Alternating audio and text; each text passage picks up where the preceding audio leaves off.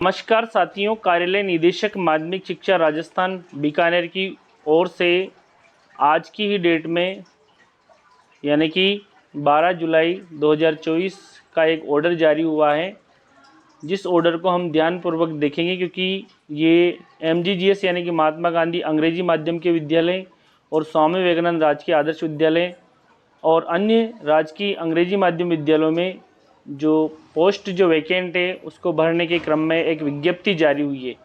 तो साथियों, इसको ध्यानपूर्वक देखिए क्या क्या इसमें इम्पोर्टेंट बताया गया है।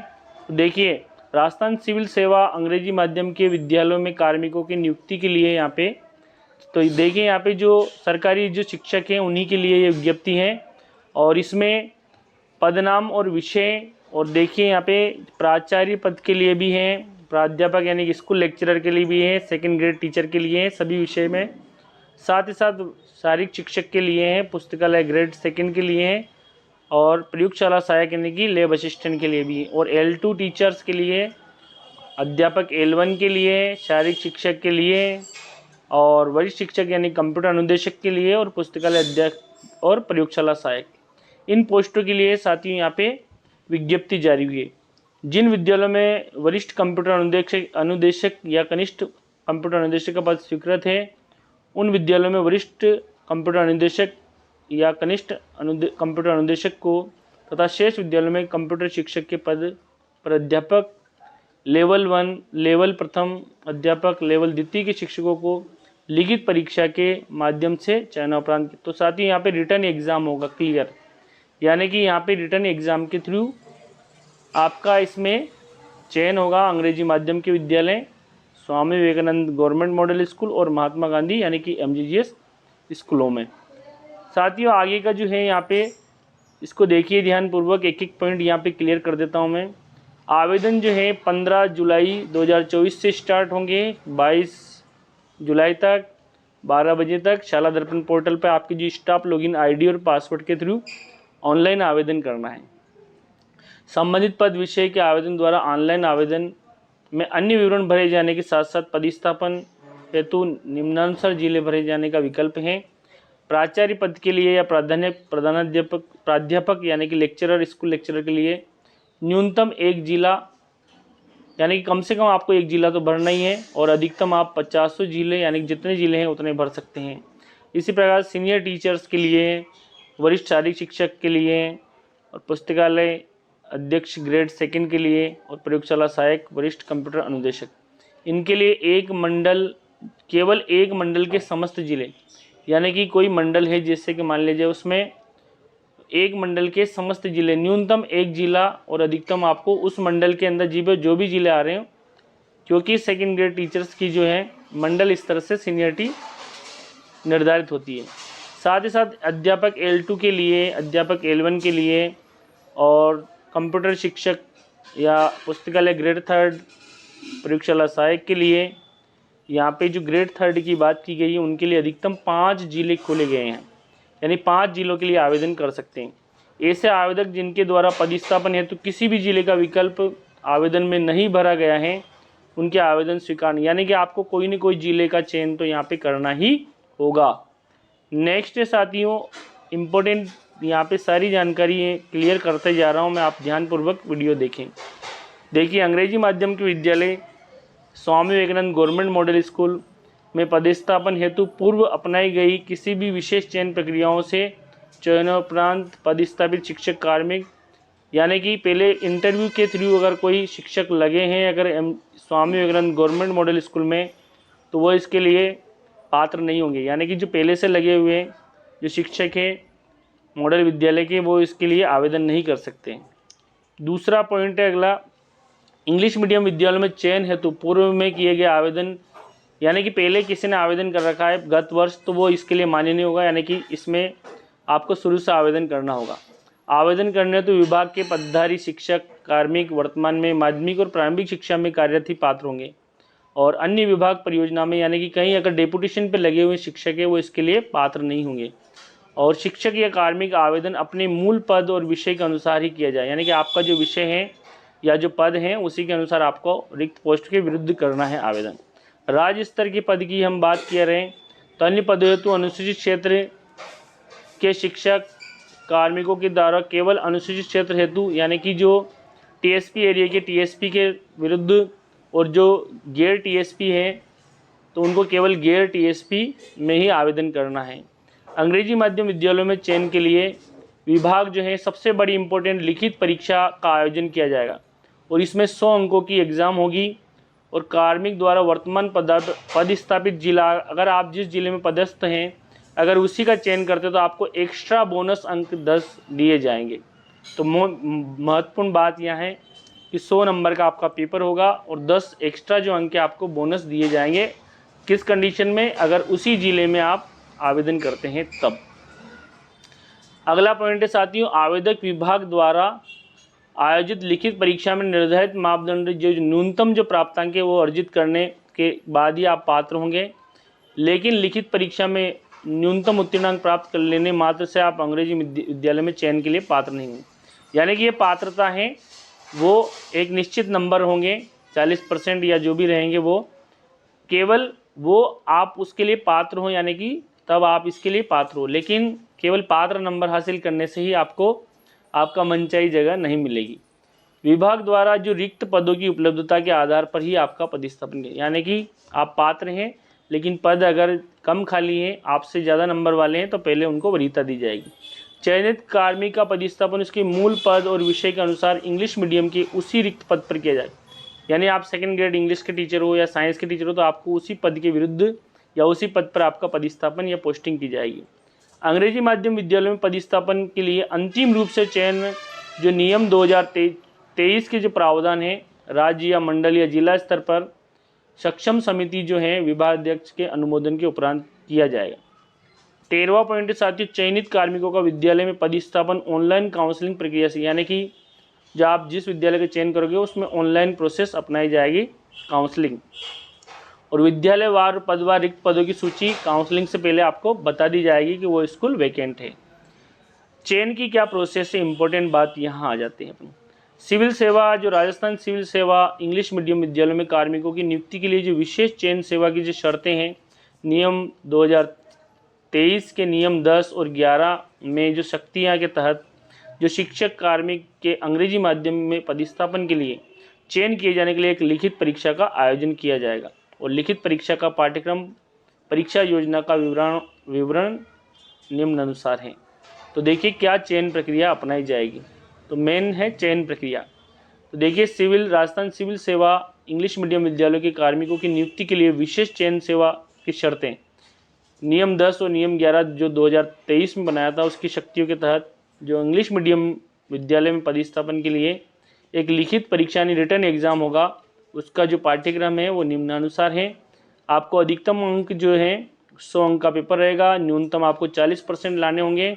परीक्षा की जो अवधि है 60 मिनट रहेगी और प्रश्न की संख्या 100 रहेगी। तो साथ ही यहाँ पे आपको सबसे बेहतर है कि आपको तैयारी पे ध्यान देना है। साथ ही साथ प्रश्न जो है MCQs होंगे। गलत उत्तर पर आपको एक से अधिक उत्तर देने पर या गलत उत्तर पर 1/4 अंक यानी कि 1/4 जो है एक से अधिक उत्तर के 1/4 अंक काटे जाएंगे अगर गलत उत्तर, यानी कि यहाँ पे नेगेटिव मार्किंग भी है। तो साथ ही यहाँ पे क्वेश्चन जो है आप नेगेटिव ना करें क्योंकि इसमें माइनस मार्किंग भी है। परीक्षा केंद्र की बात करें तो कार्मिक की जो परीक्षा जहाँ वो पदस्थापित है उस जिले के जो निर्धारित परीक्षा केंद्र पर ही की जाएगी। यानी कि आप जिस जिले में आप डूंगरपुर में हो तो वहीं पे, आप बांसवाड़ा में हो तो उसी जिले के जिला हेडक्वार्टर पे आपकी एग्ज़ाम होगी। ठीक है, नेक्स्ट तक हम चलते हैं, पाठ्यक्रम की बात कर लेते हैं। तो जो प्रिंसिपल पद के लिए इंग्लिश भाषा की दक्षता, इसके 70 क्वेश्चन होंगे। क्योंकि साथियों यहाँ पे इंग्लिश मीडियम के विद्यालय में आप जा रहे हो तो आपको इंग्लिश का नॉलेज होना चाहिए।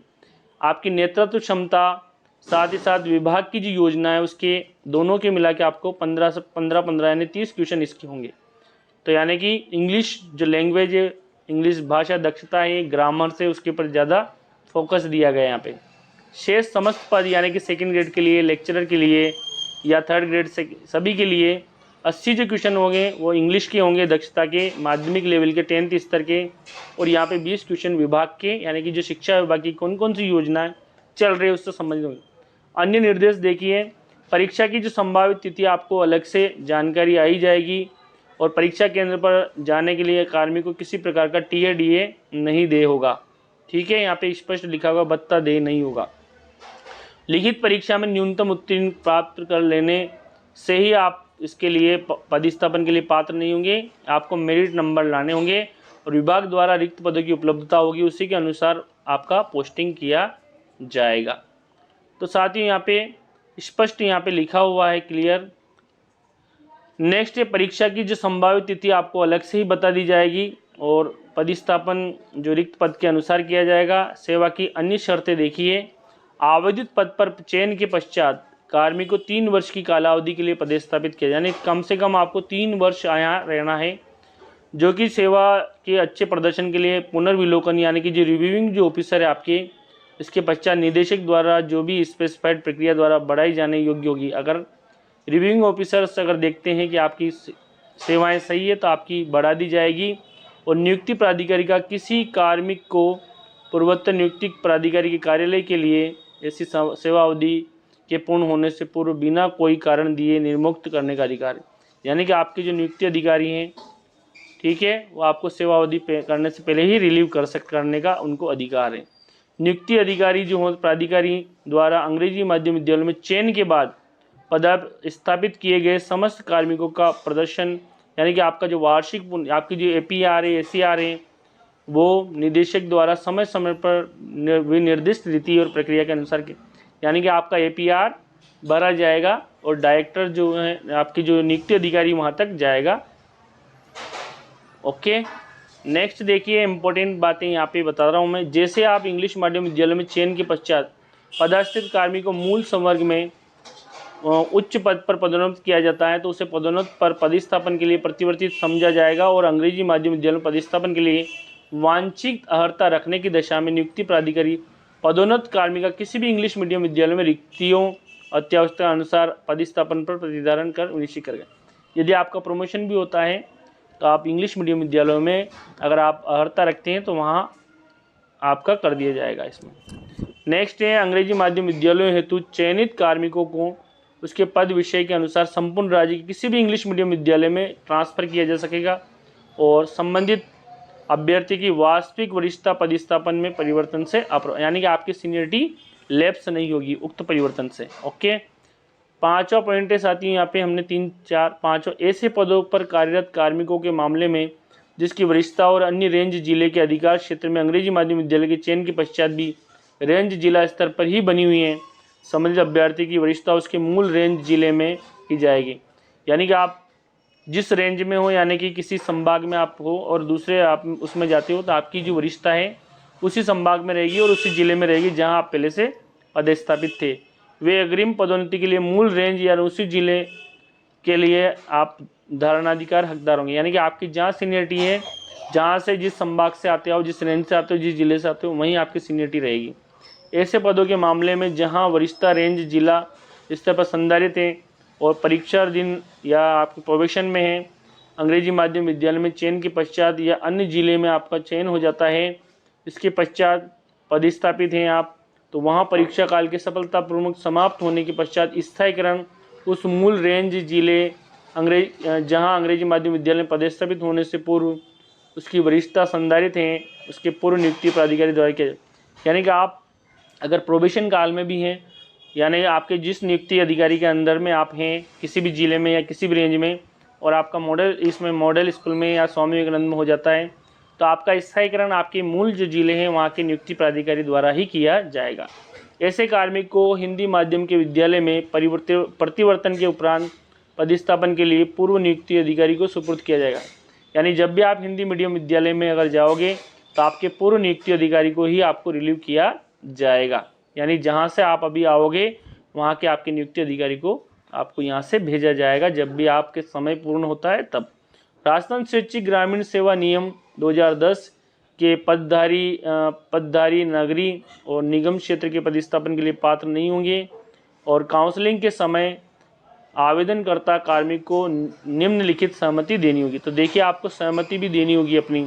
मेरे द्वारा राजस्थान सिविल सेवा अंग्रेजी माध्यम विद्यालयों में कार्मिक की नियुक्ति के लिए विशेष चयन सेवा की शर्तें नियम 2023 का अवलोकन कर लिया है। यदि मेरा चयन इंग्लिश मीडियम विद्यालय में नियुक्ति में हेतु कर लिया जाता है तो मैं आवेदन की शर्तें व दिशा निर्देश, सेवा की अन्य शर्तें मानने के लिए अपनी सहमति देता हूँ। तो साथियों यहाँ पे ये डायरेक्टर महोदय का ऑर्डर है आज की तारीख का, यानी कि आज जो है ये जो है साथियों 12 जुलाई 2024 का ही ऑर्डर है। इसको ध्यानपूर्वक मैंने क्लियर एक एक पॉइंट आपके लिए क्लियर कर दिया है। तो आप इसका स्पष्ट अध्ययन कर लें। आपको लास्ट में अपनी सहमति देनी होगी, जो है लास्ट में यहाँ पे स्पष्ट आपको समझा दी है। ठीक है, सेवा की अन्य शर्तें मानने के लिए अपनी सहमति प्रदान करता हूँ। तो साथियों धन्यवाद। वीडियो को लाइक कर दें और अन्य अपने स्टाफ साथियों को भी सेंड कर दें ताकि उनको भी समझने में सुविधा होगी। Thank you.